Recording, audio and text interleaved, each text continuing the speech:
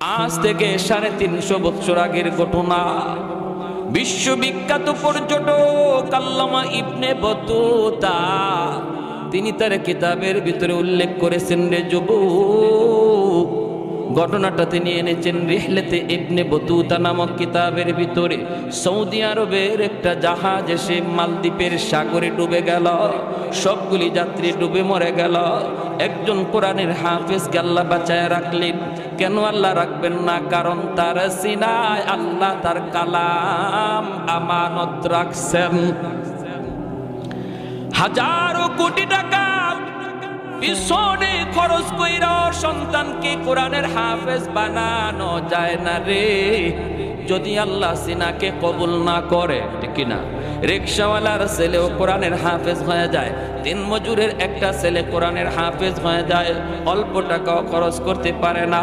বোঝা গেল বাহাদুরি করে হাফেজে কোরআন করা যায় না, বাহাদুরি করে মুফতি মুহাদ্দিস হওয়া যায় না, বাহাদুরি করে আলেম হওয়া যায় না। আলেম আল্লাহ যাদেরকে বানাইছেন এদেরকে আল্লাহ নিজের হাতে চয়েস করেছেন, নিজে আল্লাহ নির্বাচন করেছেন। ওই হাফেজে কোরআনকে আল্লাহ পাক কুদরতিভাবে বাঁচিয়ে দিলেন। সবগুলি যাত্রী ডুবে মরে গেল, কিন্তু একজন হাফেজ, বয়স তার 10 বছর, এই হাফেজকে আল্লাহ পাক বাঁচায় নিলেন।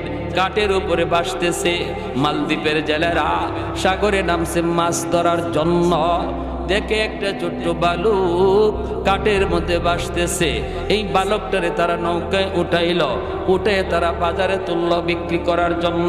তখনকার সময় মানুষ বেচা কেনা হইতো, বাজারে তুলছে বিক্রি করবে। চেহারাটা এত সুন্দর, পূর্ণিমার চাঁদের মতো সুন্দর, কারণ তার বাড়ি তো মালদ্বীপ নয়, বাড়িটা হলো আমার নবীর দেশে। আমার নবী, আপনার নবী, রহমতের নবী, মায়ার নবীর দেশের বাচ্চা। চেহারার মধ্যে এত নূর, এত মায়া রে। ওই হাফেজ কোরআনকে তারা তুলল বাজারে বিক্রি করার জন্য। মানুষজন আসে কেনার জন্য, কিন্তু অনেক দাম চায়, অনেক মূল্য চায়। এই মূল্যের কারণে কেউ নিতে পারে না। একজন হিন্দু মহিলা, মালদ্বীপ শহরের সমস্ত মানুষ ছিল তারা মুশরিক, মূর্তি পূজা করত, অগ্নি পূজা করত। ওই অবস্থায় একজন হিন্দু মহিলা আসলো কেনার জন্য। মহিলাটার অনেক সম্পদ, কিন্তু ছেলে সন্তান নাই, আছে শুধু একটা মেয়ে সন্তান। একটা ছেলের প্রয়োজন। এই চিন্তা করে মহিলা বাজারে হাজির। সেই ডাক দিয়ে কই, তোরা কত টাকা চাস? বল না কত টাকা লাগবে। কই এত টাকা লাগবে। মহিলা কই, নে এত টাকা নিয়ে দা, ছেলেটারে আমাকে দিয়ে দে, আমি ছেলেটারে সন্তান হিসাবে পালবো। আমার ছেলে সন্তান নাই রে, আমি তারে ছেলে কয়া পালবো। আম্মা কয়া ডাক দিবে। হাফেজে কোরআন ওই মহিলার করে গেল, মা ডাকে, বোনটারে বোন কয়া ডাক দে, বোনটাও তারে ভাইয়া কয়া ডাকে। এইভাবেই দিন চলছে, রাত চলছে। হাফেজ এখনো তার নিজের পরিচয় দেয় না, সে যে কোরআনের হাফেজ। দেখতেছে গোটা মালদ্বীপ অগ্নি পূজারী, মূর্তির পূজারী, ভয়ে আতঙ্কিত, পরিচয় গোপন। হঠাৎ করে একদিন দেখি মা হাউমাউ করে কান্দে। মা গো, তুমি কান্না করো কেন? কি জন্য কাঁদো? মহিলা কয়ে, বাবা আমি কান্না করি জন্য, মালদ্বীপে প্রতি বছর সিডর হয়। সিডর জলোচ্ছ্বাসের কারণে অনেক মানুষের প্রাণহানি হয় রে বাবা, অনেক মানুষ মারা যায়। নির্ধারিত টাইমে, রাত যখন 12টা বাজে, প্রতি বছর নির্ধারিত তারিখে, নির্ধারিত টাইমে মালদ্বীপ থেকে সিডর হয়। এই সিডরের কারণে অনেক মানুষের প্রাণহানি ঘটে। বাদশাহ জ্যোতিষীদেরকে বলেছে, জ্যোতিষী বিদ্যা পরে তোমরা দেখো, একটু বের করো কেন এমন হয়। একই তারিখে একই রাত 12টার পরে এমন কেন হয়? এমনিভাবে জ্যোতিষীরা জ্যোতিষী বিদ্যা পড়ে গণকেরা গণনা করে বের করে ফেলল। এটা একটা খবিস জিন্নাত। এই খবিস জিন্নাতে এমনটা করে, এটা জিনের একটা কারসাজি। যদি বাঁচাইতে হয় তাহলে মালদ্বীপের একটা সুন্দরী কুমারী মেয়েকে প্রতি বৎসর সাগরের পারের ওই যে রাম মন্দির, এই রাম মন্দিরে সন্ধ্যাবেলা রেখে দিতে হবে, সকালবেলা তার লাশ আনতে হবে। রাতের বেলা জিন্নাত ওই সুন্দরী মেয়েটাকে খেয়ে ফেলবে, সকালবেলা তার লাশ পাওয়া যাবে। এরকম আরো সুন্দর সুন্দর ভিডিও পেতে আমার চ্যানেলটি সাবস্ক্রাইব করবে, ভিডিওতে একটা লাইক করবে। যদি প্রতি বছর একটা সুন্দরী কুমারী মেয়েকে তুমি এরম উৎসর্গ করতে পারো, তাহলে শহর বেঁচে যাবে, মালদ্বীপ বেঁচে যাবে। বাদশাহ এই সিদ্ধান্ত জারি করলো, ক্ষুদ্র স্বার্থের বৃহৎ স্বার্থের জন্য ক্ষুদ্র স্বার্থের জলাঞ্জলি তালিকা তৈরি করো। মালদ্বীপে কত সুন্দরী কুমারী আছে, তালিকা তৈরি করলো। এরে বাবা, তালিকা অনুযায়ী লটারি দেওয়া হয়। এই বছর লটারির মধ্যে আমার একমাত্র মেয়েটার নাম উঠে গেছে। সরকারি ফৌজ আমাকে জানায় দিচ্ছে, সন্ধ্যা হওয়া মাত্রই আমার মেয়েটাকে ধরে নিয়ে যাবে আর ওই মন্দিরে রেখে দিবে, সকালবেলা তার লাশ পাওয়া যাবে। এ বাবা বল বল বল, কেমন করে আমি মা সেটা সইব রে? যেই বাচ্চাটারে এত আদর করে মায়া করে বড় করলাম, চোখের সামনে মেয়েটা আজকে মৃত্যুকুলে ঢলে পড়বে, কেমন করে আমি মা সেটা সইব? এজন্য আমি কাঁদতেছি। হাফেজে কোরআন কয়, মা টেনশন করো না, আমার বোনের কোনো ক্ষতি হতে দিব না। আল্লাহু আকবার, জোরে কর না। ও মা, আমার বোনের কোনো ক্ষতি হতে দিব না। মামলা আমার কাছে ছেড়ে দাও, বিষয়টা আমি বুঝবো। মহিলা কই, বাবা তুমি কও কি, কেমনে, কিভাবে? হাফেজে কোরআন কই, মা আমার বোনটাকে নানার বাড়িতে পাঠায় দাও, আর আমার বোনের জামা কাপড় পরাইয়া আমাকে মেলুক বানাইয়া তুমি পালঙে বসায়া রাখো। ওরা আমাকে মেলুক মনে করে নিয়ে যাক, আমার বোন মনে করে ওরা আমাকে নিয়ে যাক, আমাকে রাম মন্দিরে রেখে দিক। এরপরে কি হয় আমি বুঝবো, এরপরে আমি কি হয় আমি বুঝবো। মহিলা কয়, না বাবা রে, আমি তোমাকে হারাইতে পারি না রে বাবা। মেয়ে তো আমার বিয়ে দেওয়ার পর চলে যাবে, কিন্তু আমাকে বৃদ্ধ হলে কে পালবে, আমাকে কে খাওয়াবে? তোমাকে আমি হাতছাড়া করতে পারি না, তোমার ক্ষতি হোক এটা আমি চাই না। হাফেজে কোরআন কই, মা গো তুমি বুঝি টেনশন করতেছো আমার ক্ষতি হবে, আমাকে জিন্নাতরা খেয়ে ফেলবে। মা তুমি জানোই না আমার সিনার ভিতরে কি আছে। জিন্নাতের কাছে যেই শক্তি, এর চেয়ে 1000 গুণ শক্তি আমার সিনার ভিতরে, যার নাম হলো 30 পারা কুরআন। আরে গুজরে সুবহানাল্লাহ। मैं तालिब मौला हूँ मेरे इश्क़ निराला, मैं तालिब मौला हूँ मेरे इश्क़ निराला, है जुमला जहाँ जिनके तजल्ली से उजाला, है जुमला जहाँ जिनके तजल्ली से उजाला। मादरुद जखा गैर खुदा यार नदार, जुज़ियात खुदा ही दिगर कार नदारम, जुज़ियात खुदा ही दिगर कार नदारम। আমার ভাইরা বন্ধুরা, বুঝে আসতেছে আপনাদের?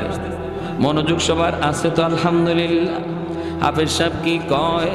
কয়, মা গো টেনশন করো না, আমার সিনার ভিতরে 30 পারা কোরআন। এই কোরআনের শক্তি সিডরের শক্তির চেয়ে 1000 গুণ বেশি, ওই জিন্নাতের চেয়ে 1000 গুণ বেশি। মহিলা তো কোরআন কি জিনিস বুঝে না, কোরআনের মহত্ব বরত্ব সম্পর্কেও জানে না। মহিলায় কই, বাবা কোন কোরআনের কথা বলো? কই, মা গো তোমার এত কিছু বুঝতে হবে না, এতটুকু তুমি ইয়াকিন রাখো, তোমার সন্তানের বিন্দু পরিমাণ ক্ষতি হবে না। আল্লাহু আকবার। এমনে ছেলেটারে হাফিজ বানাইতেছেন, দিলটারে বড় করেন। আল্লাহ আপনার ছেলেরে পছন্দ করছে, আল্লাহ নিজে সিল মাইরা নির্বাচিত করছে, বিধায় তার মাদ্রাসার আসার সুযোগ হয়েছে। কোন বাবা কোন দাদার নিজস্ব ক্ষমতায় কোন সন্তান মাদ্রাসা আসতে পারে না। যদি আল্লাহর তালিকায় সিল মারা না হয়। সুবহানাল্লাহ। পৃথিবীতে কিছু কিছু বিষয় আল্লাহ নিজে সিল মারে, আল্লাহ নিজে সিল মারে। এটা কোনো মানুষের বাহাদুরি না। এক নাম্বার হলো নবী পয়গম্বর। কে নবী হবে, কে রাসূল হবে, এটা বুজুর্গির দ্বারা কোনোদিন হওয়া যায় না। আল্লাহ যারে চয়েস করে তারে নবী বানায়। ঠিক তেমনি ভাবে নবীর সাহাবী কারা হবে, আমার আপনার নবীর সাহাবী কারা হবেন, এটাও আল্লাহ গোটা উম্মতের মধ্যে আল্লাহ যে রূহটারে চয়েস করছেন তারই আল্লাহ নবীর যুগে পাঠাইছেন। আর এই যুগে কারা নবীর নায়েব হবে, কারা নবীর নায়েব হবে, কারা নায়েবে নবী হবে, নায়েবে রাসূল হবে, আলেম হবে, মুফতি হবে, মুহাদ্দিস হবে, এটাও কোনো মানুষের হাতে না, আল্লাহর হাতে। সুবহানাল্লাহ, জোরে কোন।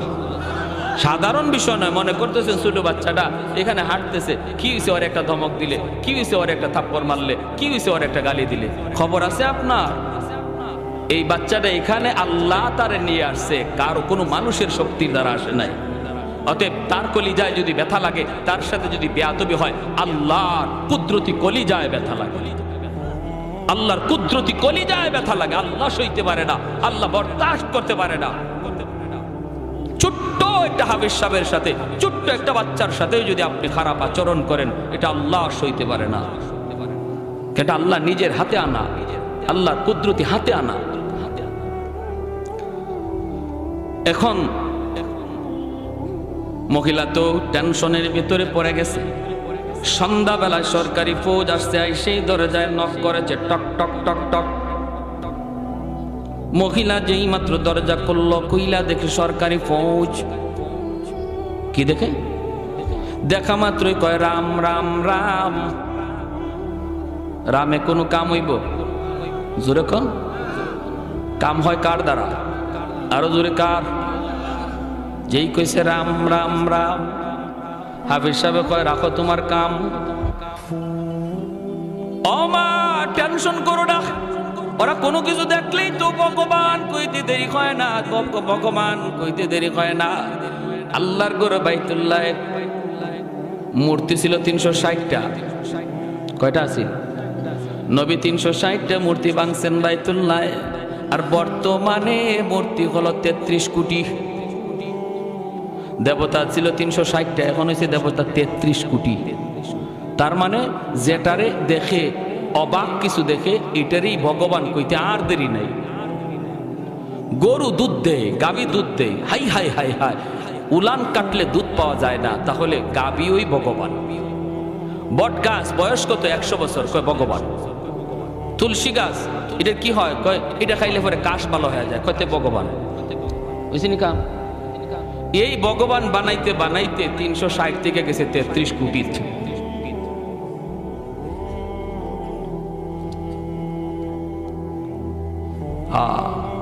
উসমান হারুনি রহমতুল্লাহ আলাইহি, আপনাদের আগ্রহ দেখে আমি বয়ানটা একটু বাড়াইতেছি, অসুবিধা দিতেছে আপনাদের?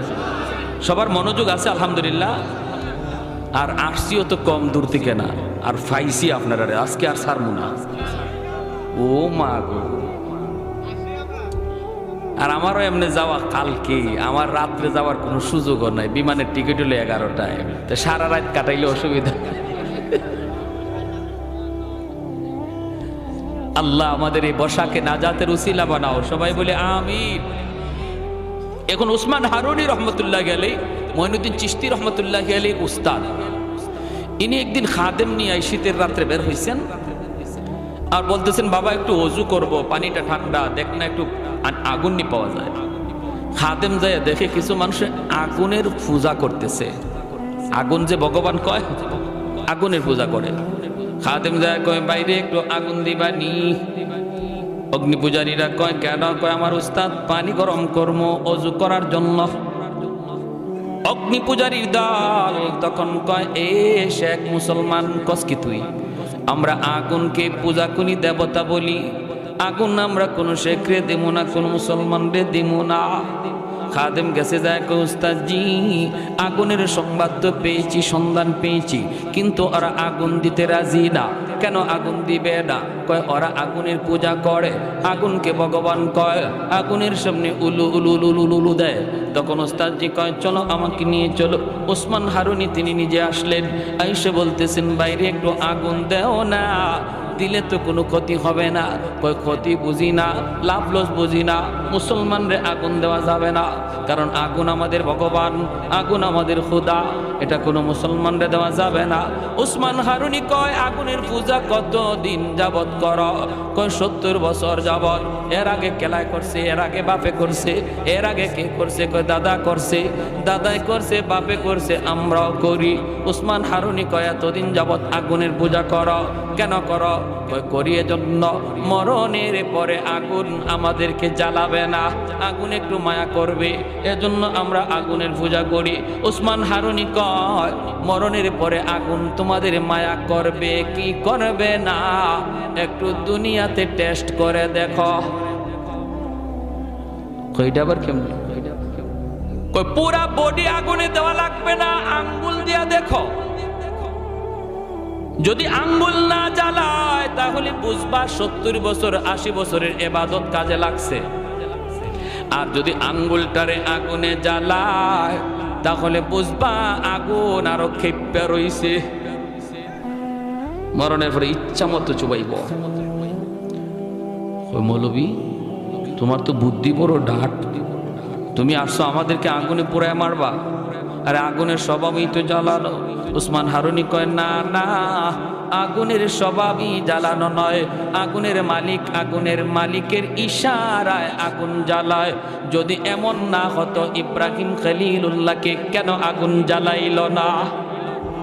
মূসা কালিমুল্লাহ তোর পাহাড়ে আগুন জ্বলে, গোটা তোর পাহাড়টা জ্বলে ছাই ছাই, কিন্তু মূসা কালিমুল্লাহর একটা পশম পর্যন্ত আগুন জ্বালাইল না।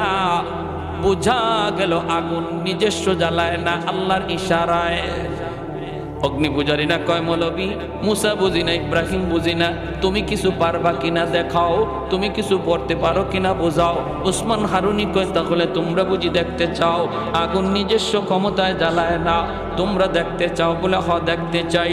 ওসমান হারুনি সাথে সাথে একটা ছোট বাচ্চা পাশে দাঁড়ায় রয়েছে, ওদেরই একটা বাচ্চা, এই বাচ্চাটারে কুলে নিয়ে আল্লাহু আকবার বইলা একটা লাফ দিয়া আগুনের ভিতরে চলে গেলে। এখন অগ্নি পূজারীর দল রাম রাম করে চিল্লানি শুরু করলো, হায় হায় মৌলবী জ্বলছে জ্বলুক, কিন্তু আমাদের বাচ্চাটার কি দোষ ছিল? এই বাচ্চাটারে কেন মারলো? হায় হায় মৌলবী মরছে মরুক, কিন্তু আমাদের বাচ্চাটার কি দোষ ছিল রে? রাম রাম কয়া কান্দে। হঠাৎ করে আগুনের ভিতরে তাকাইছে, দেখে আগুন দাউ দাউ করে জ্বলতেছে ঠিকই, কিন্তু ওসমান হারুনি আগুনের ভিতরে বাচ্চাটারে চুমা খায়, আদর করে হাসতেছে, বাচ্চাটাও আগুনের ভিতরে খেলতেছে, আগুন তাদের গায়ে টাচ করে না। আল্লাহু আকবার বইলা বেশ কিছুক্ষণ আগুনের ভিতরে তাইকা আবার তিনি আল্লাহু আকবার বইলা আগুন থেকে বের হয়ে আসলেন। এখন অগ্নি পূজারী যারা ছিল ওরা সবাই কই কিরি আমরা এতদিন যাবৎ কারে ভগবান কই, কার পূজা করি? ভগবান তো আমাদের সামনে। ওই ভিন্নের কাম আগুন কের ভগবান? যারে আগুন জ্বালাইছে না সে তো বড় ভগবান। এখন ওসমান হারুনির সেজদা দেওয়া শুরু করছে, কয় আপনিই ভগবান। কয় 33 কোটির জায়গা তারও একটা দেবতা বাড়ছে। ওসমান হারুনি তখন লাঠি হাতে নিয়ে কয় হারামির দল, তোরা যারে দেখো সেরই ভগবান কইতে দেরি হয় না, হারাম। আমি ভগবান না। কইতে আপনার যে আগুন জ্বালাইলো না? আগুন জ্বালাইছে না আমার মালিকের ইশারায়, আমি যারে মালিক কই তোমরাও যদি তারে মালিক মানো আগুন তোমাদেরকেও মরণের পরে জ্বালাবে না। সাথে সাথে ওই মানুষগুলি কালেমা পড়ে মুসলমান হয়ে গেল। সুবহানাল্লাহ। এজন্য বলতেছিলাম রে যুবক, ওই মহিলা যখনই কয় রাম রাম রাম, হাফেজে কোরআন কয় মা গো তুমি রাম বললো না, যে বাঁচানোর ইনি সব দেখতেছি। এমনি সরকারি ফজরা ঘরের ভিতরে ঢুকলো, ঢুইকে দেখে পালঙের মধ্যে একটা সুন্দর মেয়ে বসা। বলুন তো মেয়ে না ছেলে? সবার মনোযোগ আছে তো? আবার কিন্তু জায়গায় আসছি, মাঝখানে গেছিলাম গা অন্যদিকে, জায়গায় কিন্তু আসছি। ছেলে না মেয়ে? জোরে করেন পিছনের লোকেরা, ছেলে না মেয়ে? মেয়ে লোকের পোশাক পরে বসা। বোন রে নানার বাড়ি পাঠায় দিছে, কই নানির হাতের পিঠা খাও গিয়া। আর এদিকে আমি সামলাই। বোনের কাপড় পইরা বইসে রইছে সরকারি ফৌজ। ভিতরে ডুইকে দেখে পূর্ণিমার চাঁদের মতো চেহারা, এত সুন্দর, কারণ দাড়ি নাই, মুছ নাই, বয়স তো কম, বেলুকের মতোই লাগে। আইসা যখন ওরা কয় হাইরে এত সুন্দর মেয়ে তো কোনোদিন দেখলাম না রে মালদ্বীপ, হাইরে আজকে এত সুন্দর মেয়েটারে আমরা জিন্নাতের খাবার বানায় দিব, এই বইলা বলতেছে চলো। যেই মাত্র ধরতে চায় হাফেজ কয় আমারে ধরা লাগবে না, আমি নিজেই যাব। আমারে টান দেওয়া লাগবে না, কারণ আমারও বোঝা দরকার আছে বিষয়টা কি, এখানে ঘটনাটা কি, এটা আমারও বোঝার দরকার আছে। আমারে টানাটানি হেসরা হেসরি করা লাগবে না। চলছে তো চলছে, বোনের কাপড় উপরে নিচে তার নিজের কাপড়, আর শুধু মারে বলছে মা গো আমার একটা জায়নামাজ দিয়ে দিও। আল্লাহু আকবার জোরে কর। লোকে এসে জায়নামাজটা সাথে নিয়ে চলে গেছে রাম মন্দিরে। বিশ্ববিখ্যাত পর্যটক আল্লামা ইবনে বতুতা, তার কিতাবের নাম হলো রিহলাতে ইবনে বতুতা। এই কিতাবের ভিতরে বাস্তব ঘটনাটা তুলে এনেছেন। আজকে বিশ্ব মানচিত্রে মালদ্বীপ একটা মুসলিম দেশ। কেমন করে মুসলিম দেশ হলো? এরা মুসলমান ছিল না, এরা ছিল সব হিন্দু। আজ কেন তারা মুসলিম হলো, কেমনে হলো? একজন হাফেজ কোরআনের বরকতে, একজন হাফেজ সাহেবের উসিলায় আল্লাহ পাক গোটা মালদ্বীপকে ঈমান দিয়া দিছে। চলে গেল রাম মন্দির, মন্দিরের ভিতরে রেখে সরকারি ফৌজ তারা চলে আসলো। আর হাফেজ সাহেব মন্দিরের ভিতরে ঢুকে সে মেয়ে লোকের পোশাক টাস টাস করে খুলে ফেলল। নিচে তো নিজের পোশাক, যায় নামাজ খানা বিছাইয়া মন্দিরের ভিতরে আল্লাহর কদমে সেজদায় পড়ে গেল। আল্লাহর কদমে সেজদায় পড়ে কই মালিক আজ প্রমাণ হবে জিন্নাতের পাওয়ার বেশি নাকি তোমার কোরআনের পাওয়ার বেশি। আজ প্রমাণ হবে গো মালিক, আজ প্রমাণ হবে ইসলাম ধর্ম সত্য নাকি ভিন্ন ধর্ম সত্য। আজ প্রমাণ হবে সূরা ইয়াসিনের পাওয়ার বেশি নাকি এই সিডরের পাওয়ার বেশি। আল্লাহর কালাম তেলাওয়াত করা শুরু করে দিল। রাত যখন 12টা বেজে গেল, এ মন্দিরের ভিতর থেকে সাগরের দিকে তাকায়, সাগরের দিকে তাকায়, দেখে সাগর থেকে পানিটা এরকম ভাবে অদ্ভুত আকারে রূপ নিয়া, অদ্ভুত আকারে রূপ নিয়া এই পানিটা উঁচু হইয়া মালদ্বীপের দিকে আক্রমণের জন্য রেডি হয়েছে। এমনি হাফেজে কোরআন মন্দির থেকে সূরাতুল ইয়াসিন, আল্লাহর কোরআনের সূরা ইয়াসিন পইরা ফু দিল। চোখের পানিটা ঝরায় ঝরায় কান্দে আর কয় মালিক আজ প্রমাণ হবে কোরআনের ইয়াসিনের পাওয়ার বেশি নাকি ওই জিন্নাতের পাওয়ার বেশি। আল্লাহ পাক সূরা ইয়াসিনটারে একটা অ্যাটম বোমার মতো আল্লাহ শক্তিশালী বানাইয়া, কোরআনের এই ফুয়ার বাতাসটারে আল্লাহ পাক পাওয়ারফুল বানাইয়া এই পানির বিপক্ষে আল্লাহ পাক পাঠায় দিলেন, মোকাবেলায় পাঠায় দিলেন। সাগরের মাঝামাঝিতে আল্লাহর কালাম সূরা ইয়াসিন যাইয়া এমন ভাবে সিডরকে, পানিকে আর জলোচ্ছ্বাসকে আঘাত করলো, মুহূর্তের ভিতরে পাহাড় পরিমাণ পানি আবার সাগরে দেবে গেল। আর একটু জোরে সুবহানাল্লাহ। কোরআনের পাওয়ার বেশি, ঠিক কিনা জোরে বলেন।